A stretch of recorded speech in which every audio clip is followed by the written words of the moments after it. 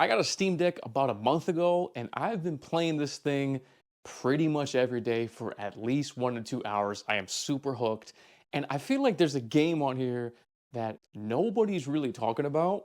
And in this video, I really wanted to dive kind of deep. I'm not gonna spoil the whole game for you, but I wanted to do a bit of a deep dive into Mad Max. I don't know how well you can see that, but this game, bro, is absolutely gorgeous. This is one of those games that I bought on release. This game I think came out in 2015. Kind of crazy. And I've been playing it a bunch lately. I wanted to spend today talking about it while I make some coffee. I got a basic ass coffee Bruh. machine. I don't have like one of them crazy espresso machines that you see in a bunch of videos on YouTube. You got all these YouTubers with these sick ass coffee machines. Nah, bro, homie don't play that. I just got a simple ass like Mick Cafe over here, Mr. Coffee. I think I have an extra one in there I just had laying around. And I wanted to make a cup. It's about 12 o'clock. I work overnight, so I got a crazy ass shift. And I just wanted to talk about this game, man, because I feel like a lot of people who talk about the Steam Deck, they mention games like Balatro or like Dave the Diver. And those games are great, but there are a lot of decade-old bangers, like 2010 to 2015 range. There's a lot of bangers that run really well on this thing. And I wanted to do just a little video today on how good this game is. Now, I bought it at full price. I don't know if you should buy it at full price. Maybe at the end of this video, you can determine for yourself if it's worth 60 bucks. But I wanted to get started and talk about this game's performance and visuals, bro. Again, I don't know if you can see that. Maybe it's better if I get like a screen capture, although you can't really see it. So I don't know if you can see that there, but this game runs at a lock 60 FPS. And this is all high settings, right? So if you're gonna play this game, you definitely wanna max out these graphics. I just turned off a couple things like motion blur and whatnot, but everything else I kind of just left the same. This game runs really well out of the box. I mean like really well. Now I just kind of limit the frame rate to 60 FPS or 60 Hertz rather, because it just gives a more consistent experience. I never really drop below that besides like maybe a few stutters in the open world. The stutters usually only happen when you're like kind of entering a new area. It's for a very tiny moment, and you probably won't experience something like that again for maybe like another hour of play because the desert is really vast. I'll go into like the open world in this game. But yeah, I just lock it to 60 FPS. I'm in like a stronghold right here. If you go out into the open world, this game still runs like a dream. Just a locked 60 FPS. Super great. I think this game came out also on the PS4 and the Xbox One. I'm not totally sure, but yeah, it just runs really great out of the box. Looks gorgeous. Max settings, 60 FPS. It's awesome. Now we're gonna do about one scoop and then another scoop, another one. Well, I mean like a little bit more. Hold on a second. Just like a little bit more. Okay, I think it's fine.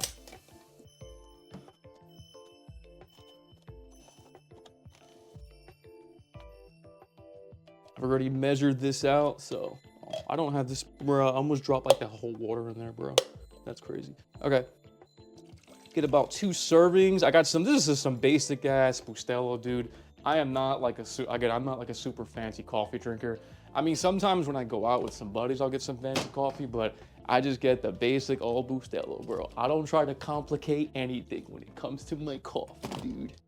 Yeah, set that, put it in there, set and forget. And you guys are about to witness the sickest coffee cup ever, dude.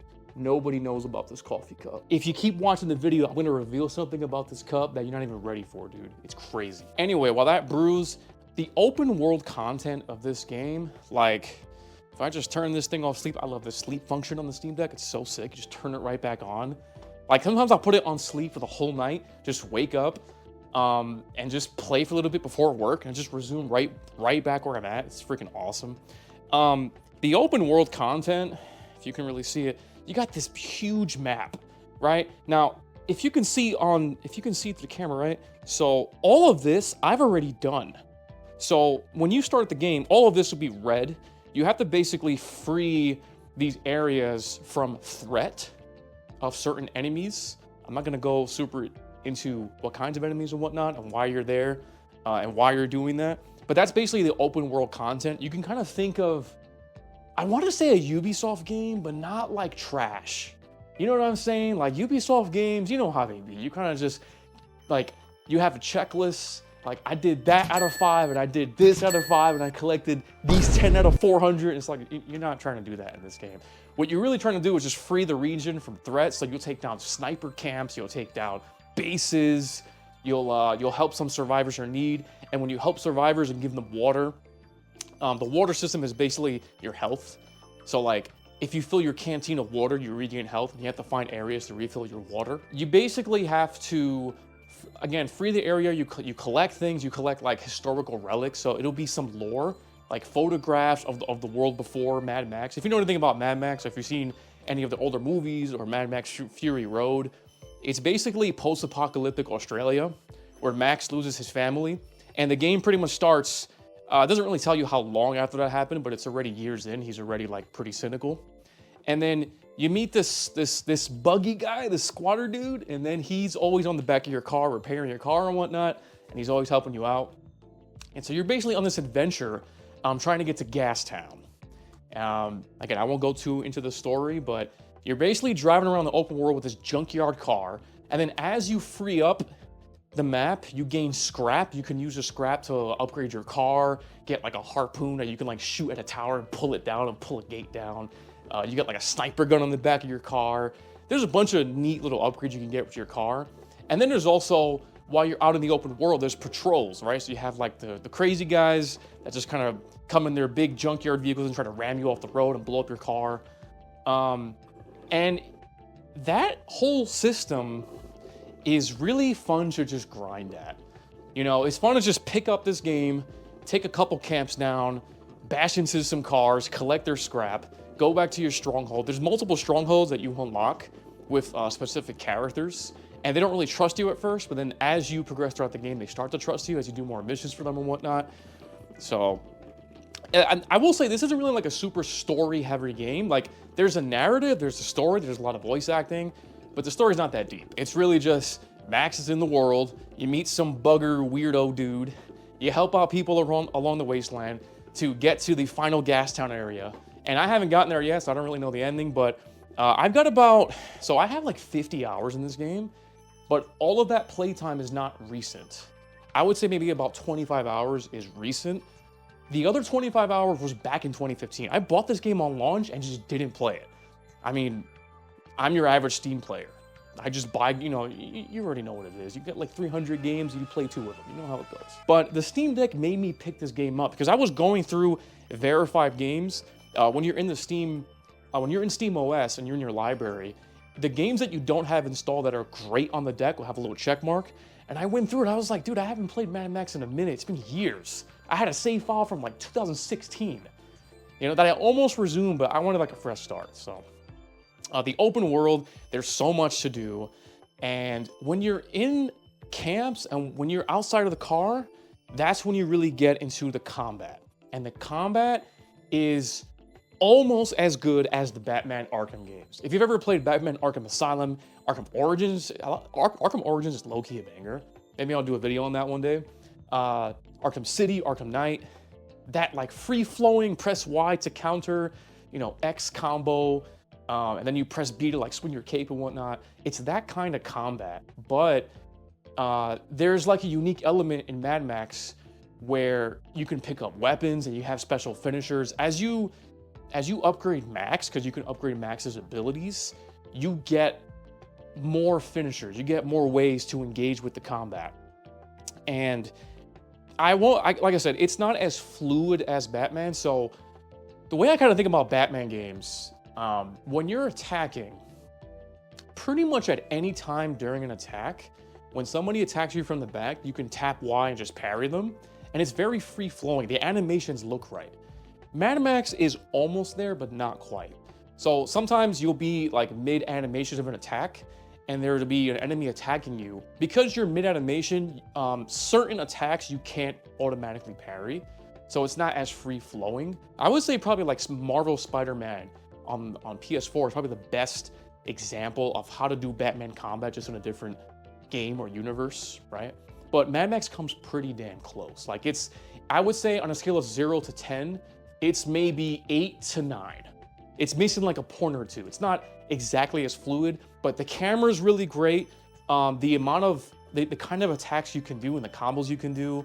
And there's also something called a fury meter. So if you chain enough attacks, you go into fury mode, you do more damage, you can do extra finishers, and you just unlock a few more abilities. But there's also a perfect parry system. I don't think the Batman games had this system. I can't recall, I might have to revisit them. But if you do a perfect parry, so let's say an enemy comes up with a weapon, like a bat or something, you get a perfect parry, you can disarm them, steal the bat, and then do a counterattack with the bat. I don't remember if that was a thing in Batman, if you had like perfectly timed parries. And the enemies, you know, when they attack you, it's kind of like, you know, it's like, it's not like super fast, you can't react to it. So you have a lot of time to either get a normal parry, or you'll see like a circle kind of come in. Right when that circle encloses on the Y button, you tap Y if you're playing on a Xbox controller. And then you get that perfect parry and you can disarm your enemies. So it's super cool. It's enough like Batman to fall in love with. That's what I would say. Like an 8 to a 9 out of 10 on the Batman combat scale, right? So many games really should be like Batman. Then there's also the car progression and customizing Max. Like there's so many different abilities, or rather there's so many different things you can attach to your car, like I mentioned earlier, but there's not just one car. Although the beginner car is like my favorite. As you go throughout the world, you can engage in these things called death races, where you meet somebody and then you can take on a challenge for a death race. If you complete that race with a particular car, you can keep that car, or I think you can scrap it for parts and upgrade your other car. So there's a whole car collection that Max can have. And that really keeps you coming back to the game wanting to collect different cars. Even though the only two cars I use is the default car, and there's kind of this buggy. There's a buggy that you have a dog in, and he kind of sniffs out mines on the ground. You'll have to take out minefields to clear out certain areas. And that whole system of, you know, finding scrap, finding cars, adding them to your collection, upgrading Max, taking over camps, exploring the world. It is such a good Steam Deck game. I feel like whenever I see videos on this device, Mad Max should be in the top 10 recommended. I think because it's a more expensive game, maybe. It's not exactly 20 bucks. When I bought it for $60 back in 2016, maybe that's why most people don't really recommend it. I remember the game getting kind of mediocre reviews when it came out, and I remember playing it and was like, why did it get a 7 out of 10, a 6 out of 10, right? It's not any like more repetitive than Ubisoft games, but I would say it's way more interesting than most Ubisoft games. It just goes to show you where a lot of these journalists are. It's just like, what do they even talk about anymore, you know? Like, who even takes their opinion seriously, you know what I'm saying? Okay, you guys ready? Here we go. Watch this. See that picture? Hopefully I don't drop this. Ready?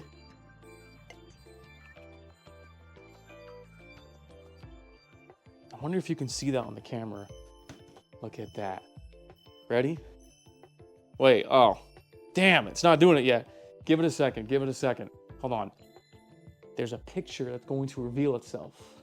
Stick around and you can see it. Overall though, Mad Max should be on everybody's at least wish list. Maybe it's not for you, maybe you don't really like open world games, although from what I have seen, most people who have a Steam Deck, they play these kinds of games. They like games where you can come back to, dump like dozens of hours, even hundreds of hours sometimes, and just upgrade your character, go throughout an open world, complete activities, you know, maybe slowly progress through a story. Those kinds of games are perfect for like a handheld device.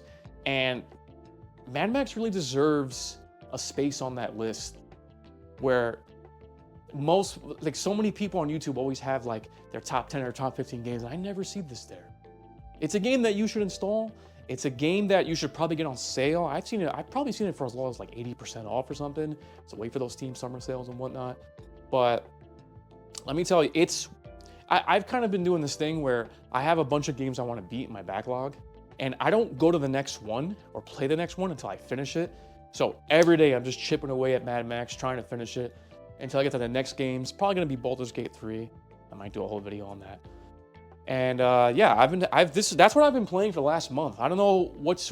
Let me know in the chat. What am I saying? Let me know in the comments. What is your first Steam Deck game? What's the first game that you sunk a ton of hours into once you got this thing? Maybe next video, next time. Maybe next time you'll see the full picture. With hot liquid, this cup reveals Green Hill Zone. You've never seen this before. Very epic indeed. But wait, I don't drink black coffee. If you drink black coffee, you're weird, I'm sorry.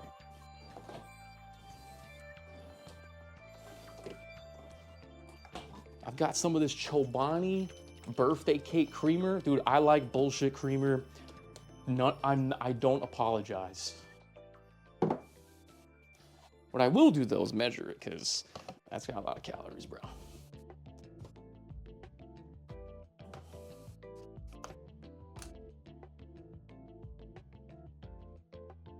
Hold on, you gotta measure it properly. Hold on, you gotta get around 75 milliliters. That's about right, and boom. We can finish that off. That's okay. We'll get a little extra today. Get a little mixeroonie.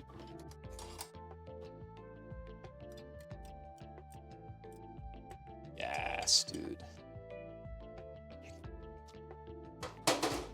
Ooh, fire. Leave that there for now. If you like this style of video, let me know in the comments, leave a like, subscribe. I got a lot more ideas and games to talk about on this wonderful device that I've been enjoying for the last month. I might do a whole review on this thing. This is the OLED, by the way, OLED 1 terabyte. I bought this refurbished. I had to wait a while. This thing's always out of stock, but man, it's so worth it. I got the kill switch case. Probably give some thoughts about that at some point. But yeah, Mad Max, don't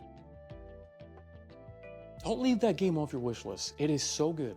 You won't regret it. Get it on sale though. And let me know if you've already played it and you agree with me. Let me know in the comments. I'll see you guys next time. I'm gonna go have some coffee and go play this. Peace out.